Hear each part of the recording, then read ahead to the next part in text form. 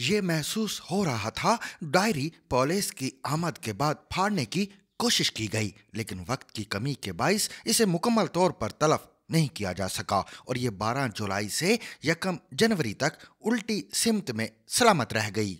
12 जुलाई के सफ़े पर एक दो जगह मामू और न्यूट्रल लिखा हुआ था।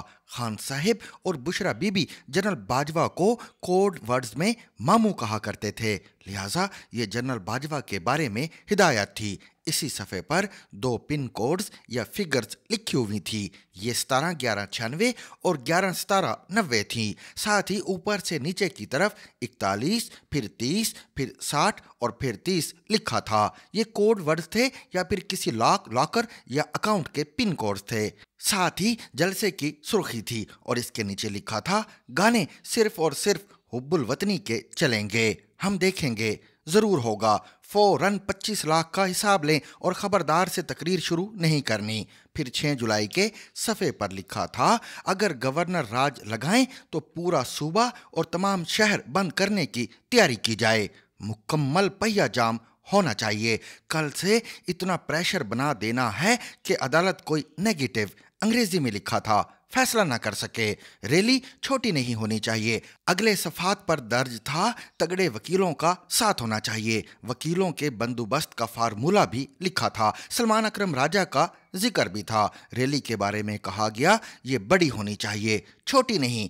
3 जुलाई के सफ़े पर दर्ज था, अदालत में वकीलों को क्या क्या सवाल उठाने चाहिए, खान साहिब को मुखालिफ वकीलों के सवालों का क्या जवाब देना चाहिए, इन्हें जजों से भी क्या सलूक करना चाहिए। एक जगह लिखा था, बंदियाल आ गया है। इसके साथ ही मियां नवाज शरीफ से मुतल्लक एक फिक्रा लिखा था जिसका मफहूम था, चीफ जस्टिस उमर अता बंदियाल के होते हुए नवाज शरीफ वापस नहीं आ सकेगा। चीफ जस्टिस का नाम जहां भी लिखा गया सिर्फ बंदियाल लिखा गया और तर्ज तहरीर खासा फ्रैंक था। 30 जून के सफ़े पर खान साहब के लिए दुआएं लिखी थी। इनमें इनकलाब का जिक्र भी था और एक नया निज़ाम लाने का इंदिया भी। अगले सफ़ात पर पीले रंग की छोटी सी चिट फाड़ कर उसकी दर्जें रखी हुई थी। ये कोई अहम पैगाम था जिसे बाद अज़ा फाड़ दिया गया था मगर फेंका नहीं गया था। एक सफ़े पर लिखा था, कपड़ों का स्टैंड बॉबी से मंगवाना है और जावेद अफरीदी को जूसर मशीन का कहना है। 8 अप्रैल का सफ़ा फटा हुआ था, ये भी जल्दी में फाड़ा गया था। एक सफ़े के कोने पर 6 बार अल्लाह का लफ्ज़ लिखा था, ये गालबन तस्बीह थी। 17 जनवरी के सफ़े पर सिटी बैंक लाहौर का अकाउंट, इसका नंबर और पिन कोड दर्ज था। 6 पासपोर्ट्स के नंबर्स और एक्सपायरी डेट्स भी लिखी थी। पहला पासपोर्ट 22 मार्च 2022 को बना था और इसकी एक्सपायरी डेट 21 मार्च 2027 थी। 12 जनवरी के सफ़े पर बैंक अल-फलाह ब्लू एरिया और अलाइड बैंक के अकाउंट्स का जिक्र था। चेक बुक्स का हवाला भी था। 3 जनवरी के सफ़े पर 6 दुआएं लिखी थी। 2 जनवरी के सफ़े पर 2 बार 17 11 96, 11 71 96 और 11 17 90 के 3 कोड वर्ड्स दर्ज थे, जबकि 1 जनवरी का सफ़ा बहुत अहम था। इस पर खान के रोज के मामूल लिखे थे। लिखा था, बेडशीट और खान के तौलिए रोज देखने हैं, ये धुले हुए होने चाहिए, कपड़ों को रात को झाड़ पोंछ कर देखा जाए। इसके नीचे रूटीन का ग्राफ था जिसमें लिखा था, 1 कावा जमा शहद जमा जूस, 2 एक्सरसाइज, फिर H+K, फिर घंटे बाद चाय, 3 पानी विटामिन +3 1 कैल्शियम, 4 खाना जमा गोश्त जमा कबाब जमा मछली जमा सलाद के पत्ते विटामिन टैबलेट, और 5 रात 12 बजे दूध। इसी के नीचे लिखा था 7:30 क्लिनजिंग जमा वजू जमा जोहर जमा विर्द। इससे आगे चलकर एक सफ़े पर स्टार्ट 10 अगस्त लिखा था और कवर के साथ लॉ मिनिस्टर वजीर कानून दाखिला यास्मीन राशिद लिखा था। ये पूरी डायरी देखने के लिए 2 घंटे चाहिए और ये मुंह से बहुत कुछ बोलती है। ये डायरी मेरे दोस्त और DIG इमरान किश्वर ने बरामद की और ये अब सरकारी रिकॉर्ड का हिस्सा है। मैंने डायरी की खबर 11 अगस्त को ब्रेक की तो मेरे चंद दोस्तों ने चंद सवाल उठाए। पहला सवाल था, क्या गारंटी है ये डायरी वाकई बुशरा बीबी की है? इसका जवाब है, डायरी की हैंड राइटिंग बुशरा बीबी की हैंड राइटिंग से मैच करती है।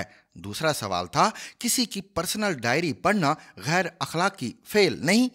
اس کا جواب ہے ڈائری جب تک پرسنل رہے یہ اس وقت تک پرسنل ہوتی ہے، لیکن جب یہ سرکاری ریکارڈ کا حصہ بن جائے تو نوعیت بدل جاتی ہے۔ اس وقت بھی ہزاروں ڈائریاں لائبریریوں اور عجائب گھروں میں پڑی ہیں اور انہیں روزانہ ہزاروں لوگ پڑھتے ہیں، حتیٰ کہ علامہ اقبال، قائد اعظم اور فاطمہ جناح کی ڈائریاں بھی پڑھی جاتی ہیں۔ ایوب خان کی ڈائریوں پر کتابیں لکھی جا چکی ہیں۔ Einstein, Dostoevsky, Charles Darwin, Marco Polo اور لیونارڈو ڈاونچی کی ڈائریاں بھی پبلک ہیں۔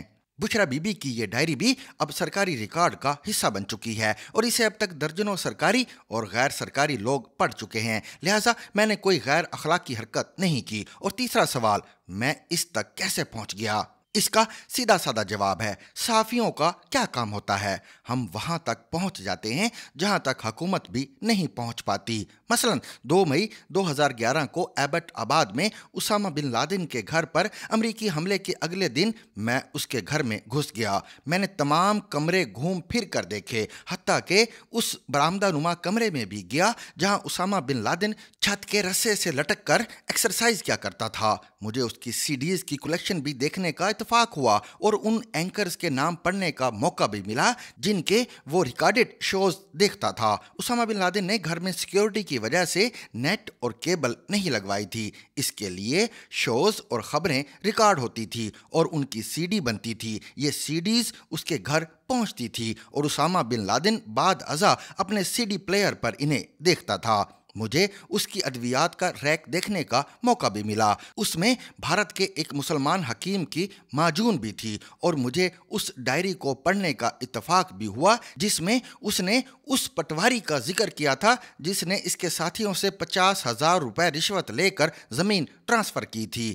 اس کے گھر میں بچوں کے کھلونے بھی تھے اور 3 زبانوں میں بچوں کی کتابیں بھی، لہٰذا میں تو اسامہ کے گھر تک بھی پہنچ گیا تھا اور جنرل باجوہ تک بھی اور بشرا بی بی کے نکاح نامے اور حق مہر تک بھی، اور یہ میرا کام ہے اور صحافی ہوتے ہی اس کام کے لیے ہیں۔ ہم اگر نئی سٹوریز پر کام نہیں کریں گے تو پھر ہم کیا کریں گے؟ ہمارا اس کے علاوہ کیا کام ہے؟ میں ڈائری کی طرف واپس آتا ہوں۔ ڈائری پڑھنے کے بعد 3 آراء پیدا ہوتی ہیں۔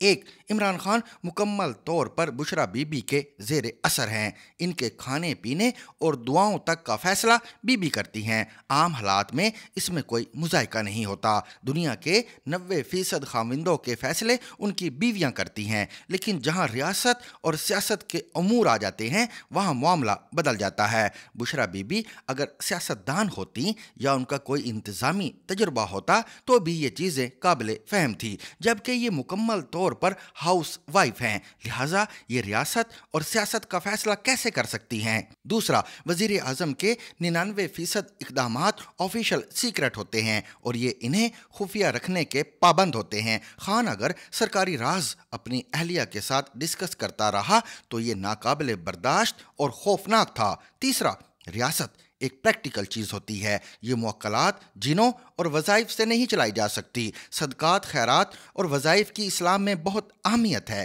لیکن اگر وزیر اعظم جنرل باجوہ یا جنرل فیض حمید سے ملاقات سے پہلے، صدر ڈونلڈ ٹرمپ سے میٹنگ سے قبل اور چین کے صدر کے سامنے بیٹھنے سے پہلے کالا بکرا آمنے سامنے سے گزار کر اس کا گوشت چیلوں اور کووں کو کھلائے گا یا اپنے بیڈ روم میں ہڈیاں اور تعویذ رکھنا شروع کر دے گا تو اس کا کیا مطلب لیا جائے گا؟ دوسرا، اگر وزیر اعظم ریاستی امور میں موکلات سے مشورہ شروع کر دیں یا وہ اپنی بیگم صاحبہ کے وظیفے اور مراقبے کے خاتمے کا انتظار کرنے لگیں تو پھر ہم اسے کیا کہیں گے؟ مجھے علیم خان نے بتایا تھا فیڈرل سیکرٹریز کا فیصلہ بھی بیگم صاحبہ تصویریں دیکھ کر کیا کرتی تھی۔ انہیں امیدواروں کی تصویریں بھجوائی جاتی تھیں اور وہ تصویروں پر کچھ پڑھ کر فیصلہ کرتی تھیں اور وزیر اعظم ان کے حکم کے مطابق آرڈر جاری کرا دیتے تھے۔ عثمان بزدار اور ان کے پرنسپل سیکرٹری طاہر خورشید کا فیصلہ بھی بیگم صاحبہ نے اپنی روحانی طاقتوں کے ذریعے کیا تھا۔ یہ فیصلہ ہو سکتا ہے وزیر اعظم اور بیگم صاحبہ کے لیے مفید ثابت ہوا ہو، لیکن 12 کروڑ لوگوں کے صوبے اور 25 کروڑ عوام کے ملک نے اس کی کتنی قیمت ادا کی اب پوری دنیا جانتی ہے۔ یہ ڈائری یہ ثابت کرتی ہے یہ ملک 3.5 سال عمران خان کی بجائے بشرا بی بی چلاتی رہیں یا پھر ان کے موکلات۔ Zigzag News, your trusted source for unbiased and comprehensive news coverage from all around the globe. Our team of dedicated journalists works tirelessly to meticulously analyze and present the most significant stories of the day. Zigzag News, where truth meets curiosity.